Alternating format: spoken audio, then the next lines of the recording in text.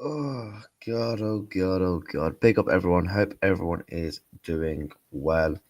We're back with another stream on the channel. This time around, one sec. It is the press conference. The Liverpool Arne slot press conference. So yeah, let's get this press conference up for you all. Big up to everyone that's joining the stream. Hope everyone is doing well. Slap up the likes. Make sure you subscribe. We'll be live probably about the next 45 minutes or so, where we will react to the press conference. So yeah, bless up to everybody. Right, let's get this press conference up. Liverpool slot press conference. Oh God, that's gonna get copyrighted. What an idiot. So yeah, the press conference is literally gonna be starting any second now. Big up. Let's big up the chat. Big up Reacts. Hope you're well. Hopefully some good positive updates. Yeah, hopefully Slot talks on some injury stuff. Obviously, we've had the confirmation that Alisson is going to be starting tomorrow. So yeah, here he is. Let's listen to the big man. How likely are you to bring? Right. Potential to bring in a centre half in January. How likely are you to bring in a centre half, whether it's Mark Gay or anyone else? Oh, this was one of the questions I didn't expect. Talking about signings in the winter break, I think there are so many games to be played before that. Question I didn't expect. And in the position we are in, it's the last thing that's on my mind. Maybe not on Richard's, but it's the last thing on my mind. So it's not a topic at all for me at the moment. We have at this moment of time 3 centre backs where. With Joe Gomez included, of course. I'm not saying the journalists don't ask tough questions, but I've said this as a pet peeve that really winds me up is not being able to see tough questions, and that's already a good question. What is the likelihood of bringing in a centre half? You know, asking the likes of already Mark Gahey and that. I like that question. And obviously he was like, oh, I did not expect that. I mean, look, we all know Liverpool have to bring in a centre-back, and I think it's quite obvious, and hopefully the manager and the team knows that. And maybe Ryan and Jota who can play in that position. So maybe you are not aware of it yet, but we have other positions at the moment where which is a bit more of an issue. In terms of results, then, how perfect do you feel you have to be if you are to retain the title now? No, I think I've said many times already that at this moment of time, we're not even thinking or talking about it. Actually, we didn't do this last season as well when we were top of the league. It's just about the next game. And I've said many times last season, and I say this season again as well. No, you've not missed anything. Just literally one question about the centre back. Basically asked him, "Oh, what's the likelihood of you bringing in a centre back in January?" The best way to judge a league table is after 38 games, but the next best thing, in my opinion, is after 19 games. And no, let's see where we are then. But at this moment of time, the only focus we have is winning games of football, which it was actually the same last season at this moment of time. To ask you about Andy Robertson, I think his comments after Scotland qualified for the World Cup around Diogo Jota kind of gave an indication of the weight of grief that you guys are also carrying. I just wonder then how you manage that day to day within the club, but also as well, are you guys being fairly judged given the raw emotion that you're still carrying with regards to Diogo? I think we're always judged, sometimes fair, sometimes unfair. But I saw the interview as well live, and I know that it is an issue for us, which is I think completely normal. But then at these moments of time, I always think about how must it feel for his wife and his children, because that's so much harder for them than it is for us. But that we miss the player and the person, that is completely clear. Maybe it tells you even more. Now we play Nottingham Forest. Last season we were 1-0 down at Forest. It only took him 1 minute to score the equalizer. So now I'm talking about the player that we miss for sure, because this time we haven't managed to come back as many times as last season after being 1-0 down or a goal down. And he definitely played his part in that last season. But that we also miss him as a person, that be completely clear. But again, his wife and children will miss him so much more. Parents, by the way, as well. I can tell that you're getting quite emotional now thinking about that as well. Is it? Does everybody come? No offense, right? No offense to the journalist asking him the question. Yeah, well, no shit. He's gonna get emotional. You know, this is a player he spent a full long season with, had brilliant memories with, would have been close to. People don't realize how close people are with footballers. They, like Virgil van Dijk, for instance. He's probably spent more time with Mo Salah in the past 7 years than his own family. Like when you actually deep it with all the flights, the traveling, going to games, all this after games, before games, blah blah blah, training. Obviously, he's going to get emotional and talk about Jota. Of course he is. In 5 years' time, he'll get emotional. 10 years, 15, 20 years. Tomorrow, he will get emotional because it will always be an emotional thing for the managers and the players. That was their teammate, for Christ's sakes. You can clearly see the man is upset, and stuff like that don't sit right with me, man. Together, to be reminded. I know you don't want ever to forget. You talk about reminding and stuff, but then you bring up the same questions back reminding him. You can clearly see, like, come on, man, just read the body language. Diogo, but it's that constant reminder. Is that something that is good for everyone to spur them on, or are there some other parts with that? I think it's good for us to remind him every time possible because of, like I said, the person and the player he was. But it's impossible to measure what it does to the players and then to measure what it does to our results. So the last thing I would do is to use it as an excuse, because I don't know. What I do know is that we miss the player. That's 100% sure. And we also miss the person, but I cannot measure what that has an impact on our performances, let alone on our results.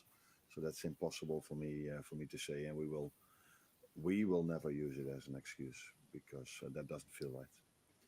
Can I ask you about team news? Alisson, just wondering where he is. Andy Robertson himself, I don't know if he trained yesterday. Alexander and the update maybe on Jeremy as well. Robert didn't Big up, lads. train for private reasons, that's the way, yeah. But he will be with us today. Wait, sorry, what was that? Robert didn't train for private reasons, that's the way, yeah. But he will be with us today. Alisson trained last week and this week, so he will be able to play. Yeah, I mean, I think it was Lewis Steele basically confirmed that Alisson is going to start against Nottingham Forest. Tomorrow, if things work out well today again. But we do have some issues after the international break, unfortunately. So Conor Bradley is not able to play. Florian Wirtz is not able to play. No Conor Bradley. Those are the two, I think. Yeah. So that's that's. No Conor Bradley. That's interesting. Expect Alisson, or will you choose Alisson to start? If he's ready to play, then he will start. Thank you. Just wonder what differences you're expecting in Nottingham Forest this season compared to when you faced them last season. Obviously, 2 changes of manager since then. Yeah. True, 2 changes. I don't think you can. No, not one manager is the same as another one. There's a massive difference between Nuno Espirito Santo and Sean Dyche, if I'm being truly honest.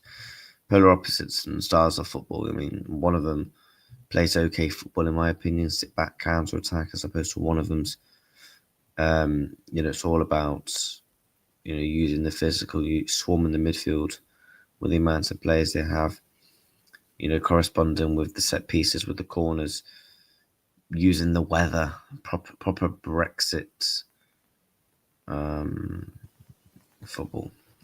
But the playing style of Nuno comes closer to the one of Sean Dyche than it comes close to the one of Ainge Postecoglou, maybe.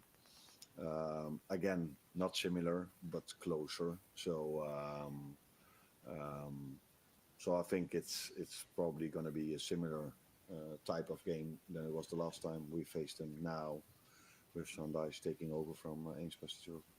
And obviously, the hectic fixture schedule won't let up over the next few weeks. I think it's 7 games in 21 days for you. How is that when it comes to bedding some of your new signings in particular in? Because some of them have sort of varying levels of form so far. How does that affect things when you perhaps feel like, I don't know, maybe you have to change things for fitness reasons every few days?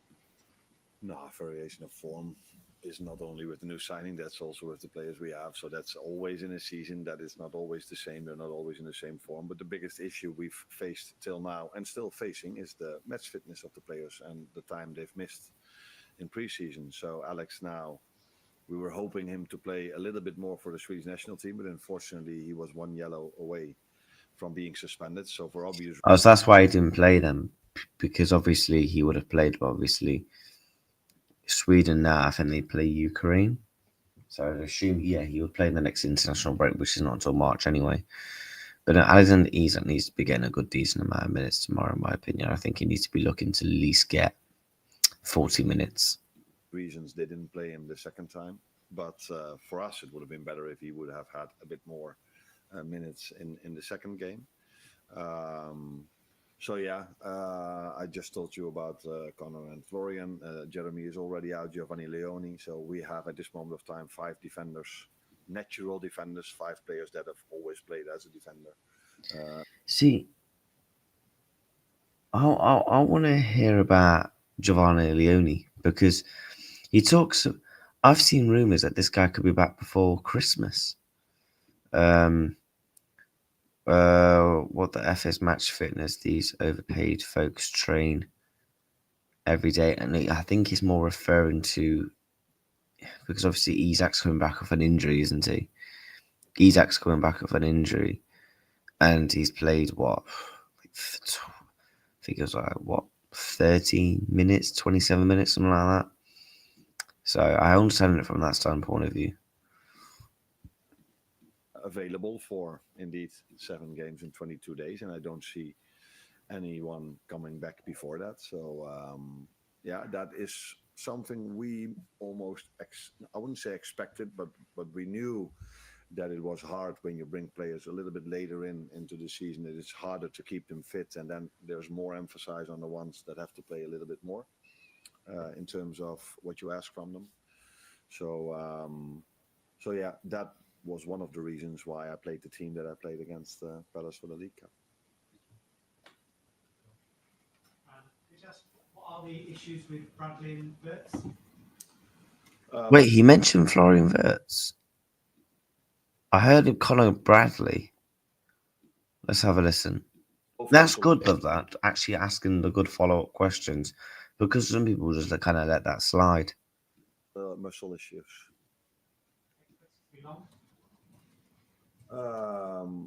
I don't expect Connor to be part of the upcoming 22 days. Maybe in the end, but not in the upcoming 22 days. Unless something as a miracle happens. What does that even mean? I don't expect. Sorry. I don't expect Connor to be a part of the up-and-coming 22 days. What does that even mean? What? Days, maybe in the end, but not in the upcoming 22 days. Unless something as a miracle happens, which I don't expect. Florian should be able maybe to play after. It depends on how things work, but that shouldn't have to be that long. See, this is what I mean. Like, you know, is it just me? The press conferences this season have been an absolute mess in terms of answering the questions, asking the proper questions that need to be asked with good answers. Because we've all criticised Slot when it comes to talking about how he plays, saying there's no resolvement, we don't know how to do and fix it. In the same breath, he's asked you a question: when do you think next to be available? And he's just like talking in gibberish. But Jeremy is out just as long. He's not probably going to be available in the upcoming 2-3 weeks as well. So it's going to be interesting who all of you want to see as a right fullback. Yeah. Right, so basically Conor Bradley's injured for the next couple of weeks. Why couldn't you just say that?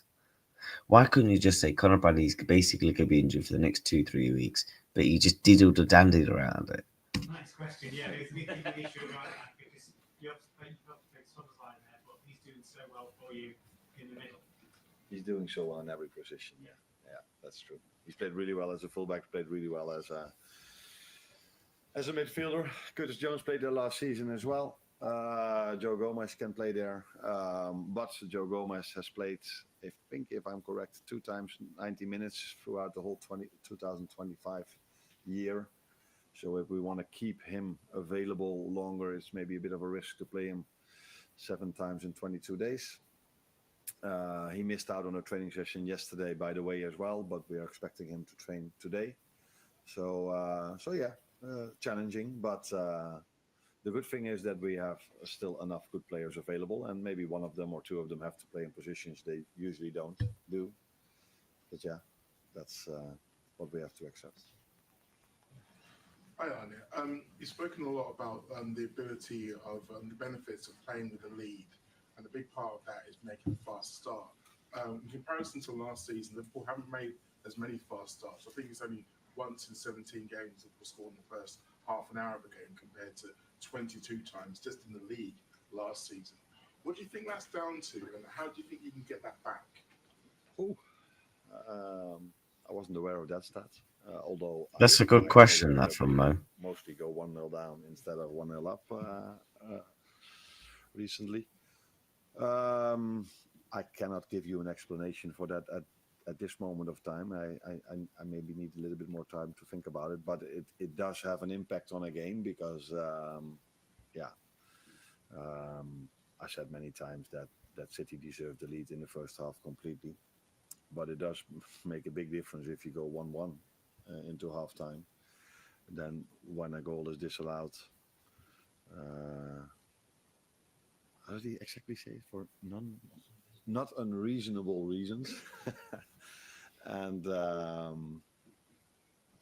and then 2 seconds later you're 2-0 down. So yeah, goals have a lot of impact on games.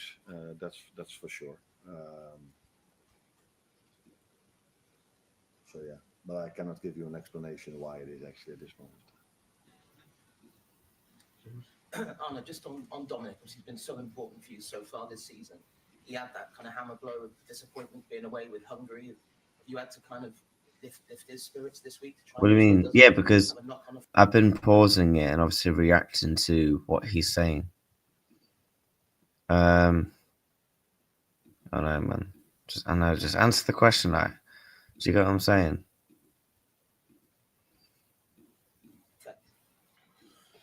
No, we did talk about it. We spoke not only with him, also with Milos, because for the both of them it was, of course, a very big disappointment being so close to playoff games, and then going out in the extra time, which was fair because I checked it. I was curious to see if there would have been a substitution in that 5 minutes, but I think there were 2. So the referee was in this situation right that he added some extra time. Yeah, then it's really hard that you concede, especially because you, on the other side, you see Robbo, what it means to a country and to a player that haven't qualified for. Sneak in some deals. Up to 40% off this Amazon Black Friday. Yeah, big up to Andy Robertson who qualified, by the way. Absolutely love that. Good chance. And I asked him, is there now still a chance? Because I don't have a clue what's happening, but Alex... Yeah, big up to everyone in the chat, man. Let's try and get these likes up. But they still have a chance to go to the World Cup because they won Group C. Make sure you subscribe to the channel if you haven't already done so. In Group A, and they did not win that, of course, so they are not involved. So it's hard for him that they've actually had quite a good season or 2 seasons with the national team, being in Group A of the Nations League and picking up quite a lot of points in their group, but not qualifying. Yeah, it's hard. But recently at our club, he's a little bit used to disappointments. So, but not such a big one as this one maybe. But he will be fine. He will always work as hard as he can, and I don't expect him to do any different tomorrow. Adrian Canati spoke about his contract situation during the international break. Is there any more developments on that, and is he a player who you'd like to keep beyond the end of the season? I couldn't hear you very good. Did he talk about it, or? Canati talked about it to the French media. Okay. So is there any developments on that front? Is he a player who you'd like to keep beyond the end of the season? I haven't heard that, but yeah, my answer would probably be the one you expect. Do I have to say it, or do you say it? Okay. All the slots getting PTSD. He's like, oh, bro, I had this every single week last season, man. Like, I thought, can you just allow it, innit? Nah, good. That was decent press conference for once. But no, let's go through what exactly Arne Slot said. Let's go through exactly what he said before we wrap up. Big up to everybody in the chat. So, Arne Slot said this: Andy Robertson will be with us today. Alisson trained last week and this week, so he will be able to play if things work out today. We have some issues after the international break. Conor Bradley is unavailable to play on Florian Wirtz is unable to play. That is far from ideal. Would you guys play Karen Ramsey then? That's going to be really interesting because it's kind of fallen at. No, I'm not trying to say these injuries are good, but these run of fixtures that Conor Bradley's going to be out for, if he's going to be out for the next 2 to 3 weeks, you look at Liverpool's games for the next 2 to 3 weeks, it's going to be really tight, you know. I think you can get away with playing Calvin Ramsey in some games. I thought he put a good up account of himself. In the game, obviously, he played the other week. So I think you probably have to start him tomorrow. I think what you do is you have to keep Szoboszlai in the midfield for how important he is to us. And if I'm being truly honest with you, I would rotate the right back role of Curtis Jones and Calvin Ramsey until then, to be honest. And I think with the fixtures, you can almost get away with it. I think you can. But that Wirtz one's interesting. He didn't really want to speak on that. I'm not trying to say Florian Wirtz is going to be injured for a long time, but he didn't really want to speak on it, which I find interesting. That was interesting, yeah. If you didn't hear, by the way, he did get asked about transfers, and when he said we have other positions which are a bit more of an issue, yeah, I'm telling you now, we're getting Antonio Semenyo. What's Hassan said, if Conor Bradley's game doesn't mature out in a world where he tries to play the game like it's a Champions League semi-final, then these muscle injuries will keep on occurring. The intensity is too much. It's another reason why we need a few more passes in the back line. I agree. I agree, and I actually again I agree with Hassan that I think Conor Bradley could, mature some of them out of his game. Play Ramsey, keep Don in midfield, please slot. I agree. Yeah, Alisson is confirmed to be back in the team, which is, and that was actually really well handled by Arne, the way he conducted himself, and that's the one thing I'll give this manager. He's conducted himself brilliantly, calm and composed when speaking on the situation of Diego Man, and yeah, you could clearly tell that the manager, is still he's still missing him, and he forever will miss him, and he will never be forgotten. And I think people just need to kind of read the room. You can clearly see the manager was emotional. Just read the body language, look at his hands, look at his face. He kind of didn't want to talk about it, but he wanted to talk about it and praise and conduct and, praise Robertson for how well he conducted himself in that interview, and also qualify him for the World Cup. But I'm intrigued to hear about the Wirtz issue. But for the next 3 weeks, yeah, I'm definitely playing. That Wirtz one's gonna be really interesting. Before we do wrap up, I do want to do a lineup builder based off that team news. That Bradley injury is such a sucker, in it. Same with Wirtz as well. I think tomorrow, Alisson will start. Alisson will start tomorrow. At right back, I think it'll be Calvin Ramsey, Where's Calvin Ramsey? Not you. But I want to see Calvin Ramsey after that good account himself in the cup. And again, I want to keep Szoboszlai in the midfield. If need to, I see what you do for the next 3 or 4 games, which I do think they're 3 or 4 winnable games, even without Conor Bradley in this team. I think simply what you do is you rotate Calvin Ramsey and Curtis Jones. But then Calvin Ramsey is not going to be able. Is Calvin Ramsey going to be fully fit to be playing for Liverpool every week? That's why I'm saying rotate it with Curtis Jones. I think Canati and Virgil, I think they're very self-planatory. I think it will be Andy Robertson, and then I think from midweek you'll see Kirkes being slowly integrated back into the starting 11. Szoboszlai, Gravenberch, and I think also the reason why you have to go with Szoboszlai probably goes 10 in the 10 now, because you probably go Alexis McAllister with obviously Florian Wirtz injured.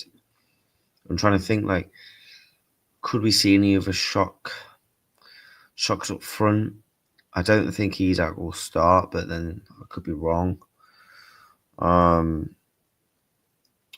This is your opportunity now to be changing up the system, changing up the style of play, changing up the starting 11, because you've got to.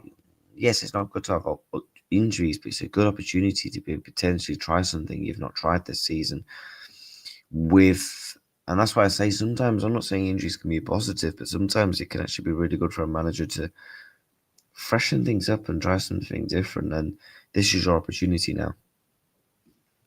I think it will be Mo Salah, Cody Gakpo, and then I think Hugo Ekitike, and I think also the likes of Isak, etc., will get minutes respected tomorrow. Let me catch up with the chat. Yeah, I love that for Robbo. Massive. It'll be 36 next World Cup. Quote, goals have a lot of impacts on games while who left. Thoughts. Yeah. Big up reacts.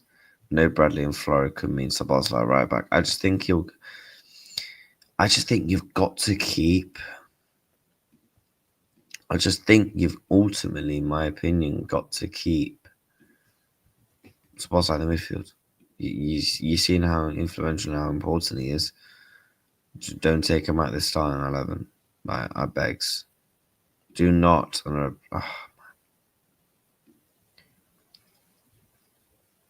But yeah, if you've not seen injury updates for the match, that Alisson is back, and Verts and Bradley are injured. And obviously, yes, not confirmed. Alisson is scheduled to start against Nottingham Forest tomorrow, which is massive.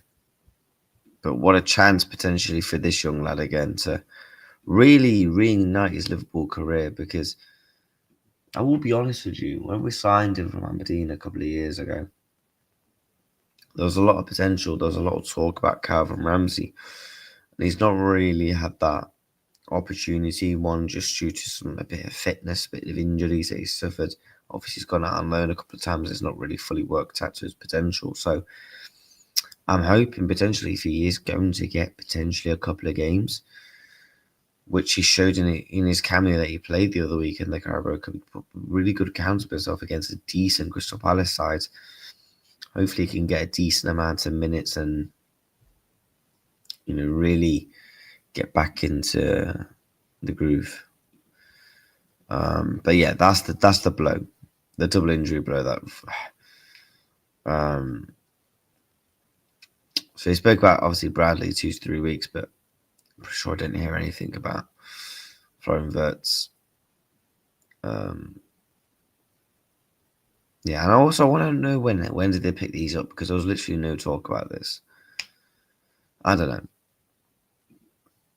But yeah, bless up to everybody. That was a good press conference reaction. And yeah, we will be back live on the channel later on today. We're going to go through all of the updates. There were some updates that started from David Ornstein in regards to Antoine Semenyo, plus with the manager speaking about other areas being an issue. I think that's a good talking point for later. So yeah, we are going to be live for that. Let me see who's live that we can redirect.